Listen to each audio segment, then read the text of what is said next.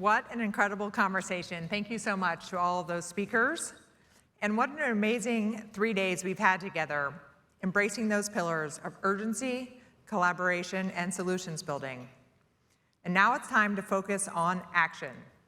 So to help distill the information and the experiences we've had during our time together here at Corridor Connect, I've invited some of our colleagues and leaders from this community to help share their observations, takeaways, and actionable next steps. Please join me in welcoming to the stage for this summit's final short conversation, Hilary Swain with Archbold Biological Station, Andrew Walker from Florida Fish and Wildlife Foundation, Fish and Wildlife Foundation of Florida, I always do that, and Debi Osborne with Conservation Foundation of the Gulf Coast.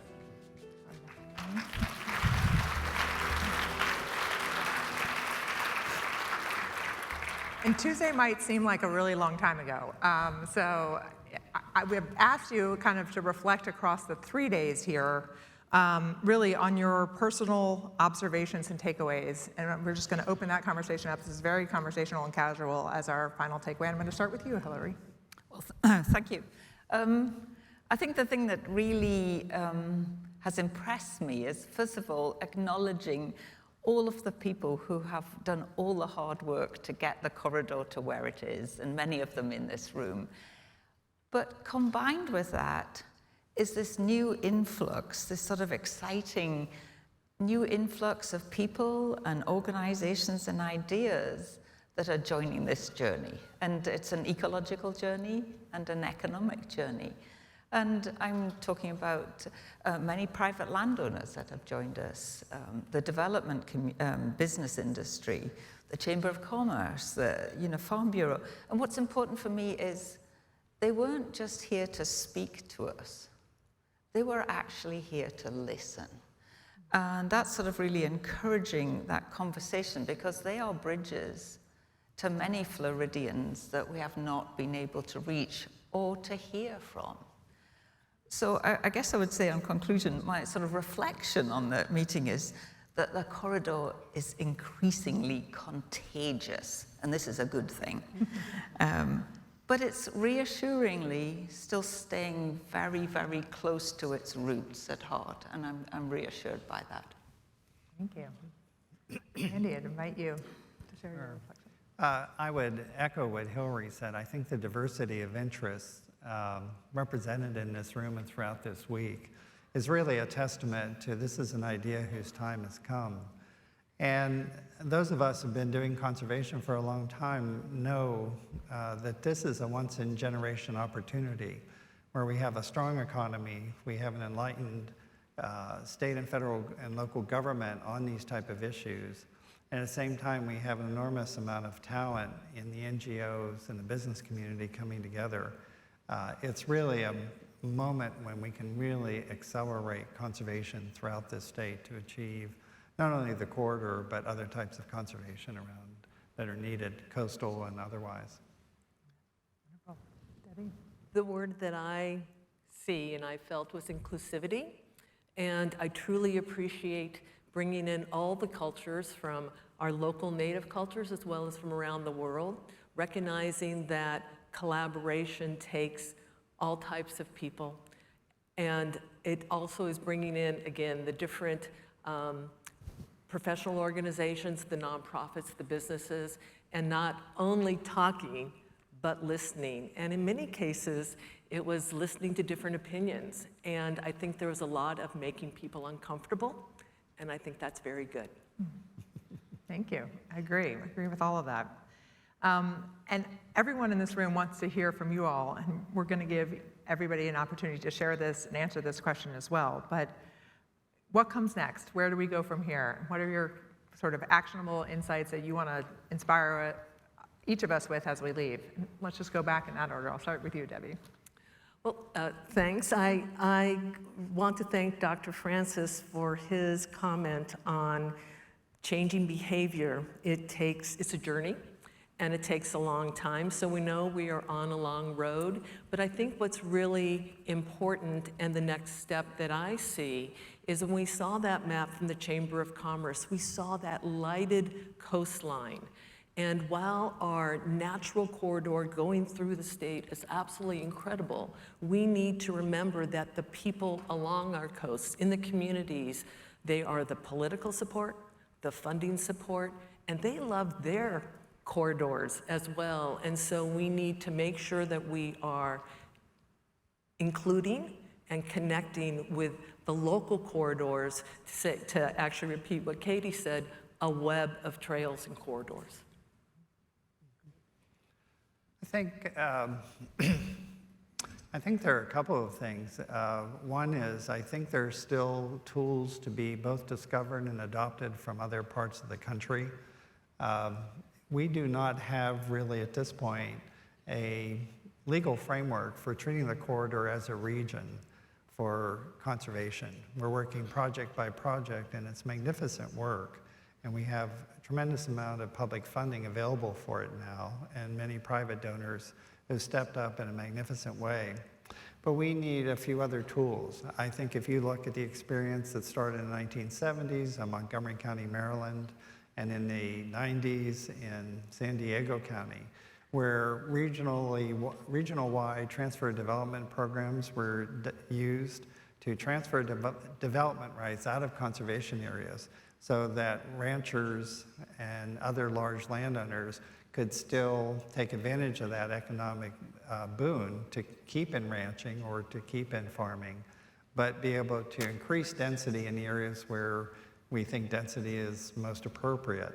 I think that's a great tool. I think what we also heard here quite a bit from the ranching community is the need for payment for ecosystem services. And FWC and a number of others and a working group that created by the Corridor Summit Foundation, the Corridor Foundation, are headed in that direction. And our own foundation is trying to raise private monies to support that as well. But it's just the start of that industry, that tool, and I think there's a great opportunity to grow in that area. So I'll state the obvious. The next steps are depending on the people in this room and the people that attended and the network, and sort of really encourage everyone to do those surveys and sign up to participate and engage, because that will make a huge difference. I think one thing that I was really reflecting about in terms of next step is the corridor is punching well above its weight. It's really becoming a catalyst for much bigger conservation issues in Florida. And it doesn't have to carry that burden, but it can catalyze it. And it can catalyze it in coming with new perspectives that people hadn't considered, sort of new ideas that never envisaged, you or me or others, new challenges that sadly we hadn't even anticipated, sort of new solutions that hadn't been on the table before, that were unthinkable. Sort of new innovations that were just pipe dreams, and my fond hope, new funding that we hadn't yet realized. So I think what I take from this is, it's moving things well beyond the core corridor, although that will always be its primary function. And I've used these phrases before, but I'll repeat them again. I go away from this sort of appalled at what I now term eco-stalgia for what we have lost in Florida. But I'm just, with that hopeful view that we got this morning, just amazed at what we've managed to save so far. And also truly inspired that what we have ahead of us is both ambitious and achievable. So I come away sort of regirded with that as my marching orders. Well, thank you. Thank you all. I absolutely agree. I think the energy momentum has kind of re-inspired all of us, and it was palpable. It was palpable this morning, definitely last night as you were dancing at Disney. It was very palpable. And, and I've appreciated just this opportunity to have some reflection. So when you said catalyst, it reminded me back to, it is a catalyst beyond the corridor, but for a better Florida. And from the last panel, even beyond that, beyond our borders. And so I think that's a great way to kind of send us out. So thank you each for your insights in summary of this experiences and takeaways from the last 3 days. I want to thank the student note takers who are taking that down because they are also helping to shape this post-summit report that will be shared. And as we say farewell from Corridor Connect, I've got a lot of things here, so just 2 more minutes, not even. I want to extend my heartfelt thanks to each and every one of you, the speakers, all the attendees, the dedicated staff, the program committee who brought this to life, and the remarkable track leads who did a lot of work in preparation for your sessions. Your effort that really made this event an outstanding success. Together, we've really crossed another remarkable benchmark on the pathway to a permanently protected corridor. A couple of shout outs to Stacey England, our event planner extraordinaire, who's been behind the scenes the whole time, but really did an incredible job, and to all the staff and team and crew for this event. And thank you again to all of the sponsors. We could not have done this without all of your support. I want to give a special thanks to Disney's generosity for such an incredibly fun experience last night, and Subaru, our sustainability sponsor. You might not know, but they've been outside, they've been making sure that things that cannot normally be recycled are going to be recycled from this event. So we thank them for that. And everything, thank you, Subaru. And just like our previous gathering in 2022, our work does not end here. It really merely transforms, evolves, and becomes the foundation for what lies ahead. Your ideas and your contributions, from conversations in the hallway to the Solutions Lab guidance you gave yesterday and to the survey, are going to change the way we work. So speaking of the future, I'm excited to introduce to you today the Corridor Connect ecosystem. It's going to be the thread that weaves together the incredible work we've done and our way to maintain these connections until we reconvene at the next Corridor Connect Summit. You're going to learn a lot more about that in the post-summit emails.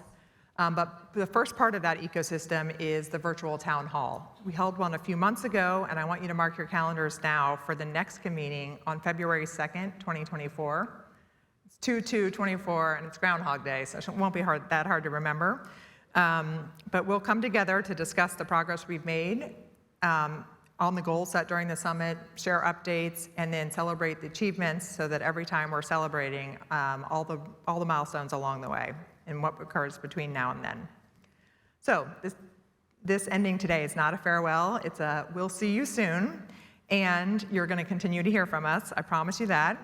We're going to make these main stage videos available online so you can relive the experiences or share them with others that might have missed out on the sessions or weren't able to attend.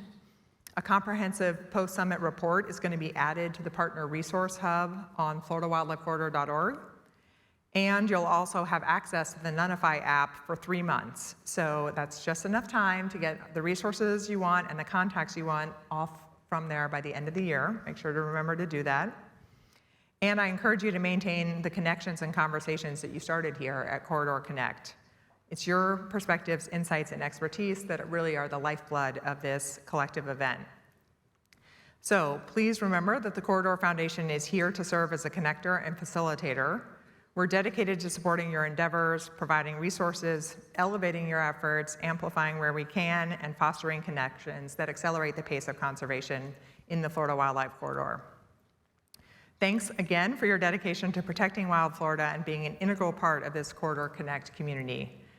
We want you to be sure to take a minute now, ideally really right now, to complete the survey from the link in the app and let us know if you'd like to be involved in the planning and program committees for the next summit or the next town hall.